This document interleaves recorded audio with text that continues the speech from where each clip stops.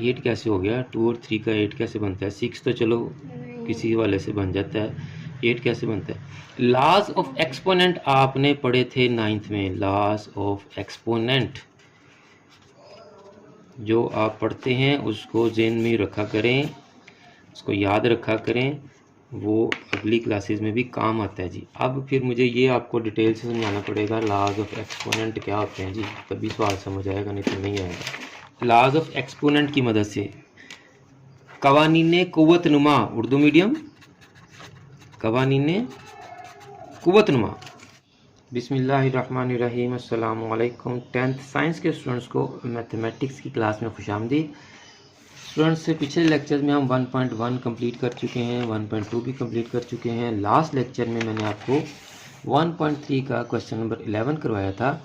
आज हमने 12, 13 और 14 में से 12 क्वेश्चन करेंगे, तमाम सेम है, बाकी आप खुद करेंगे, फिर मैं आपको उनका सलूशन शेयर भी करूंगा और वो सलूशन आपको सारे का सारा रिपीट भी करूंगा कि ये क्वेश्चन कैसे सॉल्व हुआ है, ताकि आप उसको चेक कर सकें कि आपने जो क्वेश्चन सॉल्व किए हैं वो ठीक किए हैं या गलत किए हैं। तो आज हमने टाइप 4 एक्सपोनेंशियल इक्वेशंस को सॉल्व करना सीखना है। तो क्वेश्चन मैं लिख लेता हूं जी। एक्सरसाइज हमारे पास है जी 1.3, एक्सरसाइज नंबर 1.3। इस तरह के क्वेश्चंस आई कॉम के स्टूडेंट्स और बी कॉम के स्टूडेंट्स के सिलेबस में भी है। आज की वीडियो उन तमाम स्टूडेंट्स के लिए है जिनके सिलेबस में एक्सपोनेंशियल इक्वेशंस हैं जी। क्वेश्चन नंबर 12 सॉल्व करेंगे जी हम। इंतहाई आसान है जी। ये 4 इंटू, ये पॉइंट का मतलब है multiply, 2 raise power 2x plus 1 minus 9 multiply by 2 की power x plus 1 is equal to 0। Urdu medium सुन लें जी। 4 ज़रब, ये पॉइंट या डॉट का मतलब ज़रब होता है, ये मल्टीप्लाई होता है 2 का कुव्वत नुमा 2x जमा 1 माइनस 9 ज़रब 2 की पावर x या कुव्वत x plus 1 is equal to 0। तो स्टूडेंट्स इस क्वेश्चन में ना 9th का जो है वो आपका थोड़ा सा कॉन्सेप्ट है। एक्सपोनेंट जो आपने सीखे थे सॉल्व करने, चैप्टर 2 था गालबन, शायद आपको याद हो। अगर x raise power 2 multiply by x raise power 3 हो तो इसका आंसर क्या होता है जी? 9th वाले तो भूल गए हैं, कैसे? ऊंची बोलो जी। क्या आंसर होगा जी इसका? x की पावर 6। आप बताओ जी।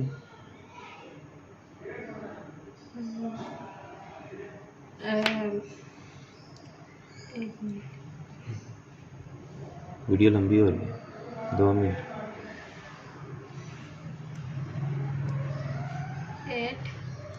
8 कैसे हो गया? 2 और 3 का 8 कैसे बनता है? 6 तो चलो किसी वाले से बन जाता है, 8 कैसे बनता है? लॉज ऑफ एक्सपोनेंट आपने पढ़े थे 9th में। लॉज ऑफ एक्सपोनेंट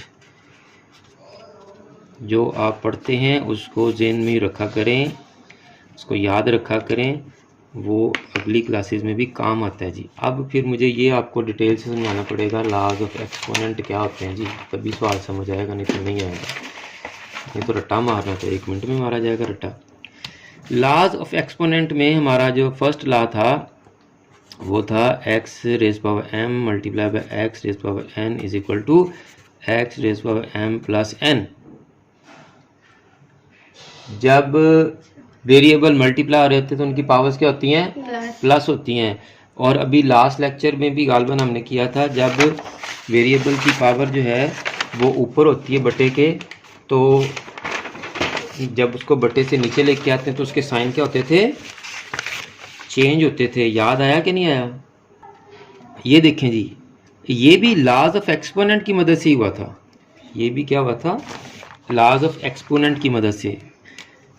कवानीने कुव्वत नुमा, उर्दू मीडियम, कवानीने कुव्वत नुमा, लॉज ऑफ एक्सपोनेंट, उसमें भी क्या होता था? x की पावर m ओवर x की पावर n था, तो x की पावर m माइनस n हो जाता था। ये पावर नीचे से गई ऊपर माइनस हो गई। तो फिर इसी में हमारा एक और भी यूज़ हुआ था कि ये देखें, ये बाहर वाली पावर अंदर वाली पावर से क्या होती है, मल्टीप्लाई होती है। ये इस सेंस में 6 बता दिया आपने। तो वो क्या था हमारा, x की power m whole power n, तो x की power m multiply by n, बाहर वाली पावर अंदर वाली पावर से क्या हो गई, मल्टीप्लाई होगी। और ये आपने जो आपका लॉज ऑफ लॉगरिथम था, थर्ड लॉ ऑफ लॉगरिथम, उसमें भी यही था। ठीक है, तो दोबारा आते हैं लॉज, पहले लॉ की तरफ, कि जब आपके वेरिएबल्स मल्टीप्लाई हो रहे हैं तो उनकी पावर्स क्या होती हैं, प्लस होती हैं। तो फिर यहाँ कितनी होनी चाहिए जी, x की पावर 2, वेरी गुड, x की पावर 5। अब इसको मैं स्टेप्स में करता हूँ, x की पावर 2 मल्टीप्लाई बाय x की पावर 3, तो इसको कैसे लिखेंगे, x की पावर 2 प्लस 3 और x की पावर 5। और यहाँ मैंने ब्रेकअप भी करके दिया था आपको, ये देखें, अगर x की पावर 4 है तो उसको लिखेंगे x multiply by x multiply by x multiply by x, और ये 2 मल्टीप्लाई हो रही तो x की पावर 2 कर दी, ये 2 मल्टीप्लाई हो रही तो x की पावर 2 कर दी। इसको हम अपनी मर्जी से अपनी आसानी के मुताबिक किसी भी फॉर्म में कन्वर्ट कर सकते हैं। मसलन अभी यहाँ समझा रहा हूँ, इसी यहाँ हमें चाहिए था x की पावर 2, तो इसलिए हमने x की पावर 2 और x की पावर 2 में कन्वर्ट कर लिया। अगर यही पावर इंडेक्स 3 के नीचे होती तो फिर भी हमारे पास यही होनी थी, x 4 टाइम मल्टीप्लाई हो रहा था ना। अब हमें 3 चाहिए, तो हम अपनी मर्जी के मुताबिक इसको किसी भी फॉर्म में कन्वर्ट कर सकते हैं। अब जिसकी पावर 3 है वो इंडेक्स से बाहर आ जाएगा, और जिसकी पावर 1 है वो इंडेक्स के अंदर ही रहेगा। ये इसका सोल्यूशन था। तो अब यहाँ भी देखें आप, बात कहाँ से कहाँ चली गई, कि अगर मल्टीप्लाई हो रहे हैं वेरिएबल्स तो उनकी पावर्स क्या होगी, प्लस। अगर किसी वेरिएबल के ऊपर पावर प्लस हो रही है तो इसका क्या मतलब, कि वो अलग-अलग पावर मल्टीप्लाई भी हो रही है, अलग-अलग वेरिएबल्स क्या हो रहे हैं, मल्टीप्लाई हो रहे हैं, और उनकी पावर क्या है, अलग-अलग तो इकट्ठी की ना। अगर इकट्ठी होती तो क्या करेंगे, अलग-अलग कर सकते हैं। अगर इकट्ठी होगी तो उसको अलग-अलग कर सकते हैं। जैसे देखें, यहाँ x की पावर 4 थी, हमने 2 × 2 में भी कन्वर्ट कर लिया, x की 3 × 1 में भी कन्वर्ट कर लिया। इकट्ठी थी तो उसको अलग-अलग भी कर दिया, 3 × 1 में भी कर लिया और 2 × 2 में भी कर लिया। तो यहाँ अगर x की पावर 2 मल्टीप्लाई बाय x की पावर 3 थी, उसको इकट्ठा किया तो 5 आ गया। अगर इकट्ठी कहीं लिखी हो तो उसको अलग-अलग भी ऐसे भी लिख सकते हैं कि ये ऐसे है। ठीक है, अब यहाँ पर हम यही कॉन्सेप्ट अप्लाई करेंगे। तो देखिए, अब क्वेश्चन में भी ये 2 की पावर जो है या उसका एक्सपोनेंट जो है, जो कुव्वत नुमा है, वो 2x + 1, 2 नंबर्स प्लस हो रहे हैं। तो यहाँ भी हम इसका ब्रेकअप लिखेंगे। कैसे लिखेंगे, 4 × 2 की पावर 2x × 2 की पावर 1। दोबारा मैं आपको दिखा देता हूँ, अगर वेरिएबल्स मल्टीप्लाई हो रहे हैं तो उनकी पावर्स को इकट्ठा करेंगे तो प्लस करेंगे, अगर कहीं इकट्ठी लिखी होंगे तो इसका मतलब उसको अलग-अलग भी लिख सकते हैं दोनों वेरिएबल्स के नीचे। तो यहाँ देखें, 2 की पावर 2x + 1 थी तो 2 की पावर 2x अलग लिख ली, और मल्टीप्लाई करके 2 की पावर 1 हमने अलग लिख ली। और यहाँ तो फटा ही कोई नहीं है, ये ऐसी रहेगी। मैं ये नीचे से निकाल दूँगा। अब देखें जी, हमारे पास वेरिएबल एक यहाँ है, एक यहाँ है। तो पिछले क्वेश्चन में मैं आपको अच्छी तरह बता चुका हूँ कि हमने लेट किसको करना है, जिसकी पावर कम होती है या ज़्यादा होती है। अब तो ये खुद पावर में तो क्या करेंगे, पहले तो वेरिएबल की पावर होती थी तो कम पावर वाला हम लेट कर लेते थे। अब वेरिएबल खुद पावर में, इसकी पावर नहीं है। अब जिसका कोएफिशिएंट छोटा होगा उसको लेट करेंगे, जिसका कोएफिशिएंट कम होगा, छोटा होगा, जिसका अददी सर कम होगा या छोटा होगा उसको लेंगे। यहाँ इसका कोएफिशिएंट या अददी सर 1 है, यहाँ अददी सर या कोएफिशिएंट 2 है, तो फिर हम इसको लेट करेंगे, लेट 2x = y। अब अगेन यहाँ पर हमारे पास अगेन एक लॉ ऑफ एक्सपोनेंट जो है वो अप्लाई होगा। कैसे, इसको पहले कन्वर्ट कर लेते हैं हम। 4 × बल्कि ये 4 और 2 मल्टीप्लाई होके 8 हो जाएंगे। 4 × 2 = 8। इसको तो ख़त्म करें ना, रश कम करें ज़रा। अब ये जो आपका 2x है, इसको लिखेंगे 2 की पावर x, क्योंकि जो वेरिएबल हम लेट करते हैं हमने दूसरे को भी उसी फॉर्म में लेके आना होता है, उसी तरह का बनाना होता है उसको भी। तो यहाँ भी हमें 2x ही चाहिए। तो जब 2x चाहिए तो इसका 2 क्या करेंगे, इसको पावर बना देंगे, क्योंकि बाहर वाली पावर जब अंदर वाली पावर से मल्टीप्लाई होगी तो ये क्या आ जाएगा, 2 को जब x से मल्टीप्लाई करेंगे तो क्या आ जाएगा, 2x आ जाएगा। तो 2x को हमने फिर इस तरह से कन्वर्ट कर लिया। 2 पहले ही हम इसके साथ 4 के साथ मल्टीप्लाई करके 8 लिख चुके हैं, -9 multiply by 2 raise power x plus 1 is equal to 0।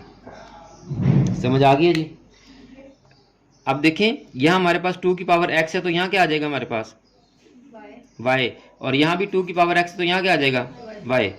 तो लिखते हैं जी y, तो ये आ जाएगा आपके पास 8। यहाँ 2x की वैल्यू पुट कर रहे हैं तो 2x का चूंकि स्क्वायर है तो वैल्यू का भी स्क्वायर हो जाएगा। पिछले क्वेश्चन में ऐसे करते रहे। -9y plus 1 is equal to 0। तो देखें जी आपकी क्वाड्रेटिक इक्वेशन बन गई है जी। 8 1 ज़र 8, तो 8 और 1 का पेयर बन जाएगा 8y square minus 8y minus y plus 1 is equal to 0। तो अब आप इनमें से 8y कॉमन लें, अंदर बच गया y minus 1 minus 1 common, y minus 1 is equal to 0। तो y माइनस 1 दोनों में कॉमन आ गया। पहली टर्म का अंदर 8y बचा, दूसरी का -1 बचा इज इक्वल टू 0। तो y माइनस 1 को 0 के इक्वल पुट किया तो y की वैल्यू कितनी आ गई जी 1। 8y माइनस 1 को 0 के इक्वल पुट किया, 8y is equal to 1 and y is equal to 1/8। अब आपके पास y की दो वैल्यूज आ गई 1 और 1/8। तो अब हम इन वैल्यूज को इस इक्वेशन में पुट करेंगे जी। अब हम इन वैल्यूज को इस इक्वेशन में पुट करेंगे। वैल्यूज पहले ऊपर लिख लेते हैं। दो जो वैल्यूज आई हैं, y इज इक्वल टू 1 आया हमारे पास और y इज इक्वल टू 1/8 आया है, और जो इक्वेशन हमारी है वो है 2 raise power x is equal to y। इधर भी लिख लेते हैं 2 raise power x is equal to y। अब आप यहाँ पर y की वैल्यू 1 पुट करेंगे, 2 रेज़ पावर x, दोबारा लिख लेते हैं 2 raise power x is equal to y की जगह पुट करेंगे जी हम 1। अब देखें जी यहाँ पर अगेन अभी मैंने आपको बताया था लॉज ऑफ लॉगरिथम। तो लॉगरिथम के चैप्टर में हमने लॉगरिथमिक फॉर्म को और एक्सपोनेंशियल फॉर्म को कंपेयर करके तो x या अननोन की वैल्यूज फाइंड आउट की थी। शायद अगर आपको याद हो या ना याद हो तो वहाँ एंड पे आपका इस तरह का सॉल्यूशन बचता होता था। एंड पर आपका इस तरह का सॉल्यूशन आता था।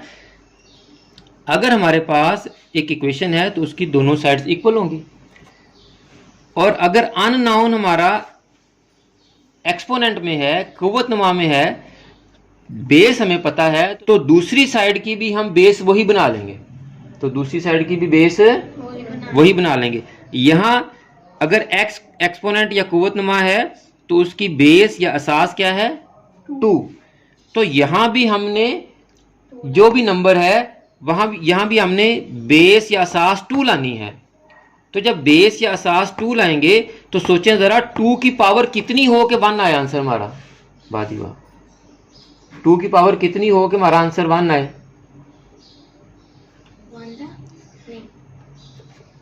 वेरी गुड, नहीं वो तो 1/2 हो जाएगा, फंस गए ना। ये आपने, अब मैं बता दूं, 8th में किया था जब बाइनरी नंबर्स को आपने कन्वर्ट करना सीखा था। आखिरी बाइनरी नंबर में जब आप उसको बाइनरी नंबर को डेसिमल में कन्वर्ट करते तो आखिरी 2 की पावर 0 ही होती थी। तो किसी भी नंबर की पावर जब 0 होती है तो वो किसके इक्वल होता है 1 के इक्वल होता है।